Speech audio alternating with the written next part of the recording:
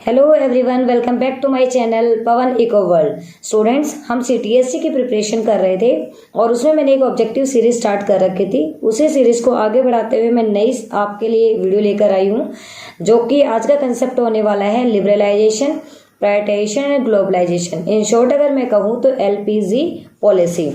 तो बिना देरी से स्टार्ट करते हैं अपने क्वेश्चंस को। मेरा पहला क्वेश्चन है, dash are the short term policy measures to taken improve the BOP situation in economy. Economy के अंदर जो बीओपी है मतलब बैलेंस ऑफ पेमेंट है, उसमें इम्बैलेंस आ गया था, उसकी कंडीशन को इम्प्रूव करने के लिए कौन से मेजर्स लगाए गए। तो इसका बेटा जाएगा A option, that is structure measures. ये एक तरीके के ऐसे मेजर्स थे जिसमें बीओपी में जो भी क्राइसिस थे उसको इम्प्रूव करने के लिए लगाए गए थे। सेकेंड क्वेश्चन है, Dash was the Indian finance minister in 1991 acknowledged for his capabilities to steer away the economic crisis looming large on the erstwhile Indian economy। Indian economy जो हमारी बिल्कुल ही एक तरीके से बैकवर्ड होने वाली थी या खत्म होने वाली थी, उसको सही कंडीशन पे लाने वाला कौन सा फाइनेंस मिनिस्टर था? That is option number D, doctor Manmohan Singh. यही हैं जिन्होंने एलपीजी पॉलिसी हम सबके सामने प्रेजेंट की है। मतलब मनमोहन सिंह जी जब फाइनेंस मिनिस्टर थे, उन्होंने ही इंडिया के अंदर एलपीजी पॉलिसी जो है वो इम्प्लीमेंट की थी। Question number third, quantitative restrictions are those state barriers which increase the price of imported goods. The given statement is. बेटा इम्पोर्टेड जो गुड्स होते हैं उनकी प्राइसेस को इंक्रीज कर देने के लिए कौन कौन से बैरियर्स होते हैं, क्या होते हैं, ये हम चैप्टर में पढ़ चुके हैं। बस आपको ये देखना है कि जो स्टेटमेंट दे रखी है क्या वो सही है या नहीं है। तो ये स्टेटमेंट बिल्कुल गलत है। Question number fourth, dash regulates the financial market in the construct of India. India की जो फाइनेंशियल मार्केट है उसको कौन रेगुलेट करता है? तो बेसिकली आरबीआई करती है, reserve bank of India. Reserve bank of India on the behalf of government सारे काम देखती है जितने भी पैसे से रिगार्डिंग होते हैं, जिसे हम सेंट्रल बैंक ऑफ इंडिया भी बोलते हैं। Question number fifth, select the correct combination between the following column. हमारे पास कुछ कॉलम दे रखे हैं, उन कॉलम्स को हमें सिलेक्ट करना है कौन सा इसके लिए सही है। तो मैं आपको वैसे ही समझा दूं, जो ट्रेड बैरियर्स होते हैं वो होते हैं टैरिफ एंड कोटा। डिवैल्यूएशन होता है जब गवर्नमेंट एक तरीके से डेलिब्रेट डाउनवर्ड एडजस्टमेंट करती है डोमेस्टिक करेंसी की with respect to foreign currency.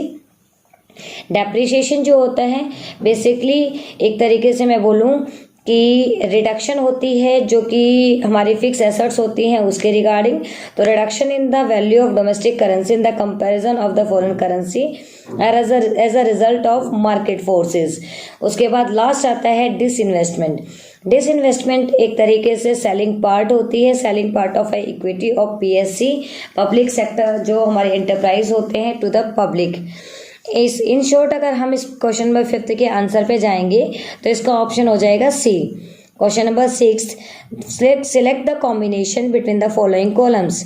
Column A और कॉलम बी हमारे सामने दे रखे हैं, इसका जो ऑप्शन जाएगा वो होगा option number B.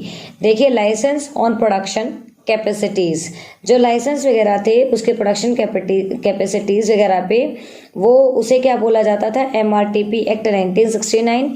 Correcting the BOP situation, जो बीओपी की सिचुएशन थी उसके लिए हमने भी पहले क्वेश्चन में किया, स्ट्रक्चर मेजर लगाए गए थे। Increasing efficiency and international competitiveness, stabilisation measures लगाए गए थे। Integrating national economy with the world economy, ये ग्लोबलाइजेशन था, मतलब free flow of goods and services. Different countries को जितने भी इंपोर्ट एक्सपोर्ट थे वो यहाँ पे इजिली करे जा सकते थे, इसे हम बोलते हैं integration. Question number seventh, stabilisation measures are long term measures which intend to improve the efficiency of an economy and increase its international competitiveness. The given statement is। देखो, हमने पीछे करे थे स्ट्रक्चर, जो स्ट्रक्चर जो भी थे हमारे सामने, जो भी आए थे स्ट्रक्चर के अंदर, उसमें मैंने बताया था उसमें क्या किया गया था। उसमें जो बीओपी क्राइसिस थे उसको ठीक किया गया था। तो जो स्टेबलाइजेशन थे वो एक तरीके से ये जो कंडीशन बोल रहा है ये कैसी है? फॉल्स है, क्योंकि स्टेबलाइजेशन मेजर्स जो थे वो शॉर्ट टर्म है ना कि लॉन्ग टर्म है। देन आता है question number 8, the trade policy reforms introduce in 1991 aimed dismantling of quantities, import restriction on the imports and export, मतलब यहाँ से लिबरलाइजेशन कर दिया गया था, reduction on tariffs, removal of licensing producers of for imports. ये तीनों ही ऑप्शन ऐसे हैं जो कि 1991 की पॉलिसी के अंदर लगाए गए थे, तो इसका आंसर जाएगा all of this. Question number 9, the policy measure taken to induce the spirit of privatisation during the reforms period was, और या मतलब क्या होगा, तो बेटा contraction in the role of public sector, public sector के रोल को कम कर दिया गया था। Policy of disinvestment was followed, और जितने भी पब्लिक सेक्टर की चीजें थी उनको प्राइवेट सेक्टर के हाथों में दे दिया था, इसे बोलते हैं डिसइन्वेस्टमेंट। तो इसके बोथ ए और बी दोनों इसके आंसर हो सकते हैं, हो जाएंगे। Question number 10, which of the following industry is not reserve for the public sector in India. India के अंदर कौन सी जो है वो पब्लिक मतलब कौन सी इंडस्ट्री जो है वो रिजर्व नहीं की गई है, तो रेलवे, एटॉमिक एनर्जी और डिफेंस, ये सारे क्या हैं, पब्लिक सेक्टर है, जबकि केमिकल्स जो है ये प्राइवेट सेक्टर के अंदर आता है। Question number 11, which of the following is incorrect with the regard to financial sector reforms taken under the private purview of the new economic policy 1991। इसमें से कौन सी स्टेटमेंट गलत है। Role of RBI shifted from regulator to facilitator, बिल्कुल सही है। RBI पहले रेगुलेटर होता था, 1991 के बाद में फैसिलेटर हो गया था, मतलब बहुत सारी चीजें ये हमें फैसिलिटीज के रूप में देने लगे थे। नेक्स्ट है, foreign investment limit in bank was raise to around 70%, ये बिल्कुल गलत है क्योंकि 100% तक यहाँ पे कर दिया गया था, तो आगे ऑप्शन हमें पढ़ने की जरूरत है ही नहीं, इसका ऑप्शन जाएगा B. Question number 12, policy concerning government taxation and public expenditure are collectively known as, ये आती है बेटा फिस्कल पॉलिसी। अगर आरबीआई ने कोई पॉलिसी इंप्लीमेंट की है दैट इज मॉनेटरी पॉलिसी, और अगर गवर्नमेंट ने कोई पॉलिसी की है दैट इज फिस्कल पॉलिसी और बजटरी पॉलिसी। और चाहे फिस्कल पॉलिसी हो या बजटरी पॉलिसी हो, वो किसके रिगार्डिंग होती है, उसमें क्या क्या इंक्लूड होता है, गवर्नमेंट के एक्सपेंडिचर और गवर्नमेंट की रेवेन्यू, तो इसका ऑप्शन जाएगा A. Question number 13, dash is the trade barrier which makes imported goods costlier thus restrict trade, ये क्या होता है बेटा, टैरिफ होता है, इम्पोर्टेड गुड्स को कॉस्टलियर बना देता है, महंगा बना देता है, that is tariff. Question number 14, the main reason for reduction in taxes and simplification of taxes procedure since 1991 is, A option है, high tax rate act as the deterrent to the saving and is major reason for tax evasion. इसका option जो है वो ए ही सही है।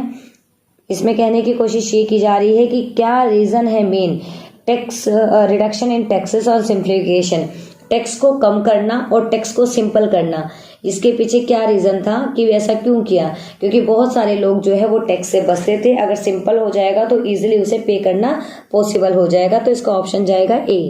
Question number 15, the major reason for simplification of tax procedure post 1991 to avoid the cascading effect of the taxation, ये भी सही है। To increase the better complaints of the part of the tax pay, ये भी सही है। To rationalise the tax structure, ये भी सही है। तो हम कह सकते हैं कि इसके तीनों ऑप्शन सही हैं। तो क्वेश्चन नंबर 15 का जो आंसर जाएगा that is all of this.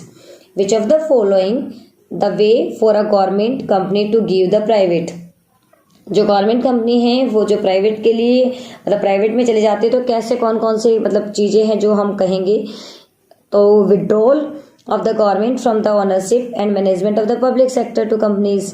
Number 2, outright sale of public sector companies. इसके ए और बी दोनों ऑप्शन हो जाएंगे।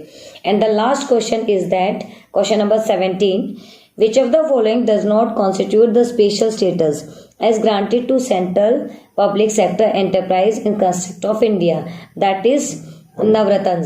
नवरत्न जो है वो इस कैटेगरी के अंदर आती हैं।